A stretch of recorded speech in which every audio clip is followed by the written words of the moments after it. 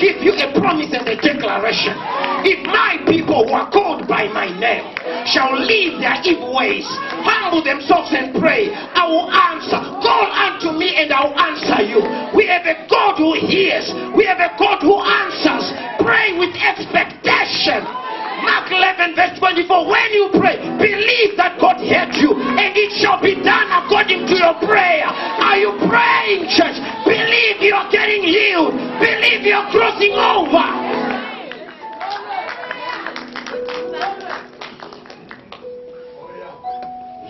The nest starts breaking and he has to get help next door. And now, as you're reading the same text, Peter doesn't only have the greatest sketch of his life. Peter's philosophy changes. Because a carpenter is telling him where the fishes are. Yet he is a third generation fisherman. All his life he has been fishing. He has decades of experience. And the carpenter comes and says, this is the new way of fishing. Now, according to the fishing business, you only have good catches on the shallow waters, not in the deep end. And this carpenter comes and says, reverse your philosophy and go to the deep end. And now, to Jesus, he's speaking of two things. The first thing Jesus is saying to Peter, in shallow waters you can't swim, you just float. But in the deep end you swim. In the depth you can swim or you can sink underneath. Now I'm going to perform miracles in water. I'm going to walk on top of water. And some philosophers and theologians will misinterpret me and think I was on the shallow waters. But I am God who can walk straight into the deep. Because I believe in depth, I don't believe in shallow. So even if there were going to be fishes in the shallow, they've got to swim to the depth. Because I don't believe in shallow prayers. I don't believe in shallow Christians. Oh, church, you're not getting what I'm saying.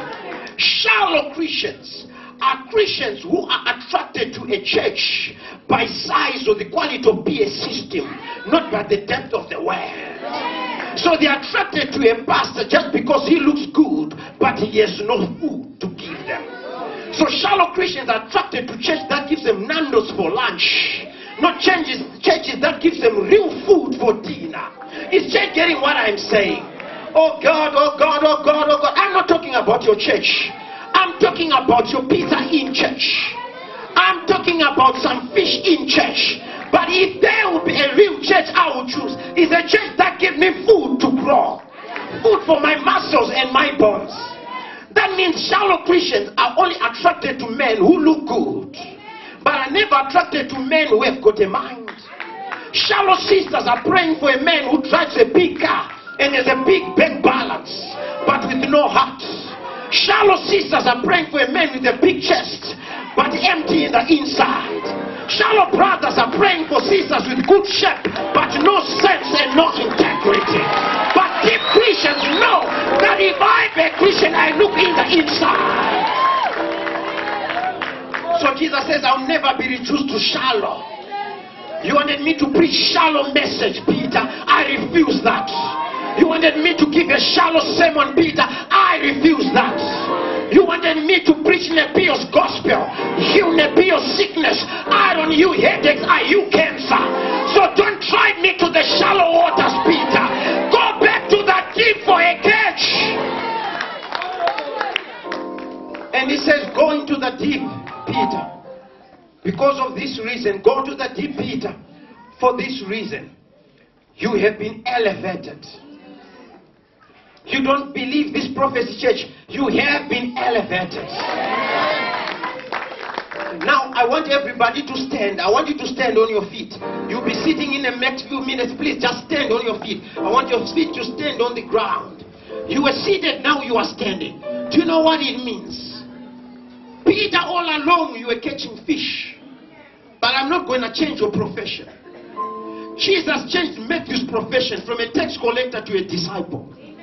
Jesus changed Judas' profession, changed Philip's profession, but there's one man, he never changed his profession. He says, you continue fishing, but the product has changed. You'll be fishing, man. That means I didn't change your profession, I elevated you. The Lord is saying you're not getting fired. Oh no, this time you won't get changed. Oh Jesus, you won't close your shop, but I'm elevating you to the next level. Believe God is lifting you up. He's elevating you. If you believe it, you're gonna see it. You may be seated for a while. You may be seated for a while. I'm about to conclude, then we go. Now if you read the scripture or the text I read with you in the book of 1 Samuel chapter number 16, Samuel, by the anointing of God, is moved by God to the house of Jesse, because one of Jesse's sons is going to be king. One of Jesse's sons is going to be king. And he's going to Jesse's house, and he asks Jesse, give me your sons. One of them has been chosen. So the firstborn came, Eliab came, and he had striking looks. He was so handsome. So the prophet thought he has been chosen. All others, Abinadab, all to the seventh born. They are all good looking. They are tall and strong. And he thinks God has chosen them. But the oil couldn't come out. That was the challenge. Because in Israel, oil was put in a horn. And when somebody has been chosen as a priest or a prophet or a king, the horn will be turned right side up and the oil flows out. But for the first time, he released the anointing in a horn, scoop it from the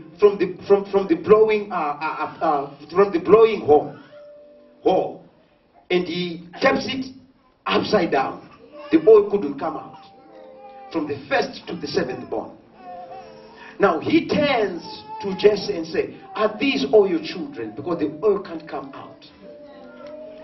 And maybe some of us didn't know that on that day God exposed the great prophet Samuel. All along I thought Samuel was perfect and only Saul was the problem. But Samuel had a serious problem, and many of our prophets today are suffering. That's why I become so selective of anyone who calls himself prophet. Because Samuel has got the gift, but he lacks discernment. Samuel has got the gift, but he lacks depth.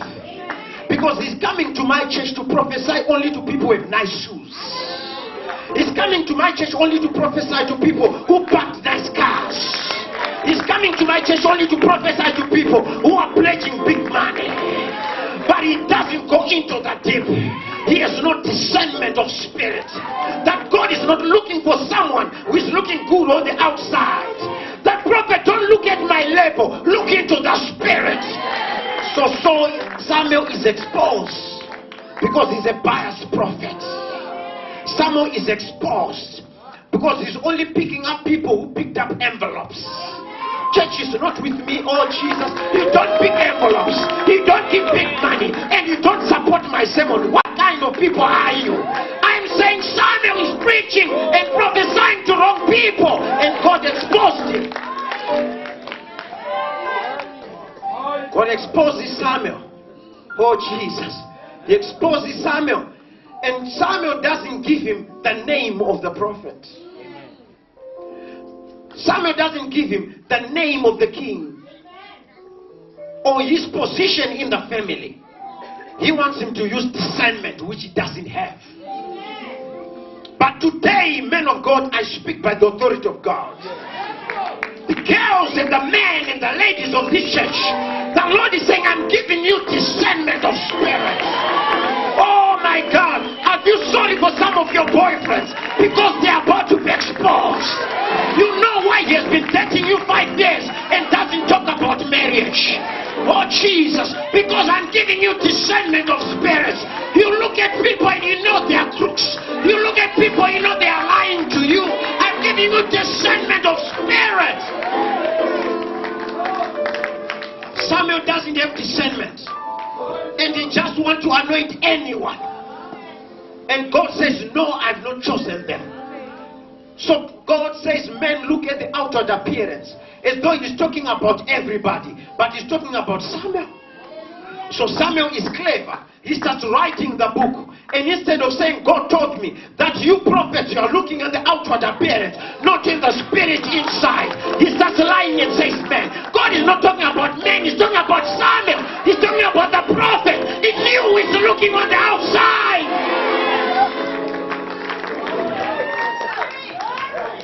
And now these are lying prophets, but anointed.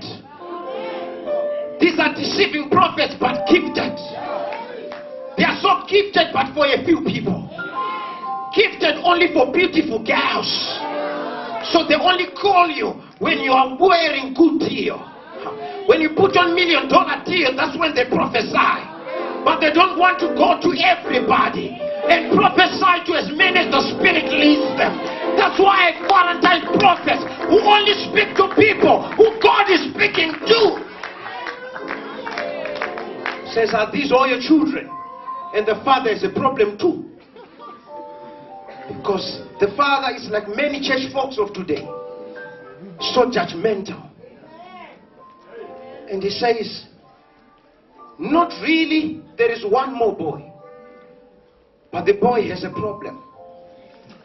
Prophet, look into his future. He has a women problem. There is Bathsheba.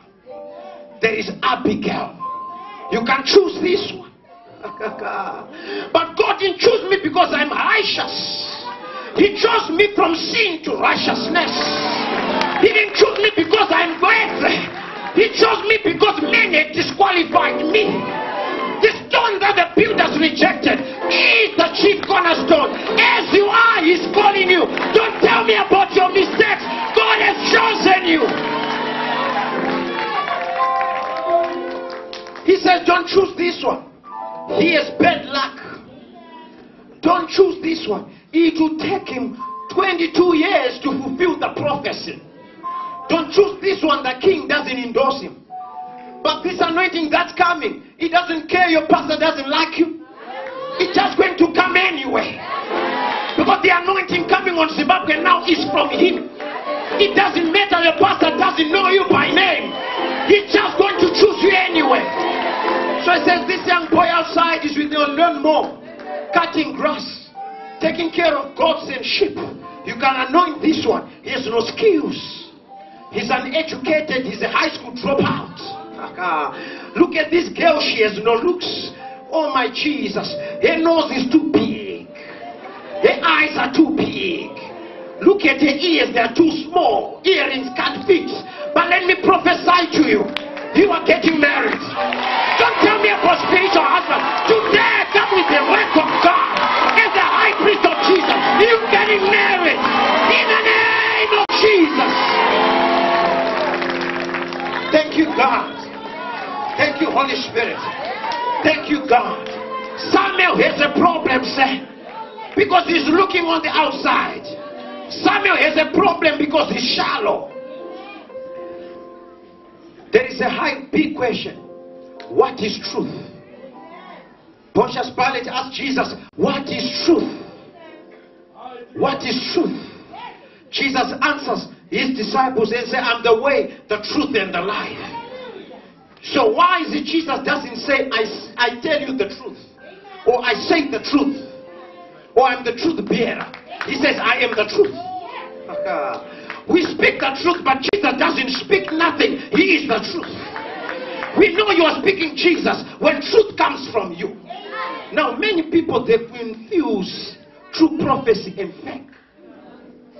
They confuse true prophecy and fake because they think prophecy is prophecy when it comes to pass. I know I'm against your theology now. They think prophecy is prophecy when it comes to pass. Oh, Jesus. Hope you won't misquote me tonight. They think prophecy is prophecy because the pastor said, thus says the Lord. Now let me tell you what is truth. Truth is not determined by historical events or historical facts. Truth is not determined by what came to pass. Jesus. Truth is determined by prophetic impartation. You didn't hear me well. You didn't hear me well. Let me take you from the superficial, from the surface into the depth.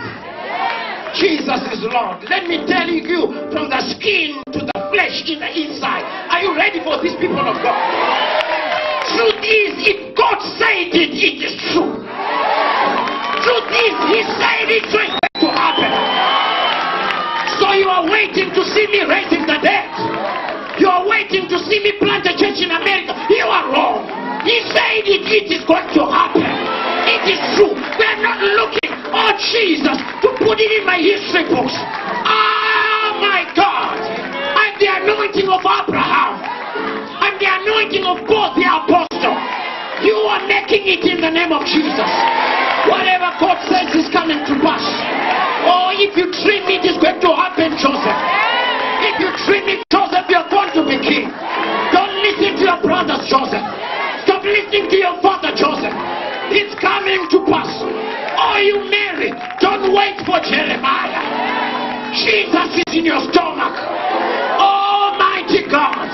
Jesus, you are the king. Just listen to Prophet John the Baptist. Because he said it, it is true. I tell you the truth today. Oh Jesus. I want you to look at your neighbor and be ready to tell him the truth. Look at your neighbor right now and tell him, this is what God is saying. The house you are sleeping in is a lie. The car you are driving, the car you are not driving, is a lie. Your bank balance is a lie.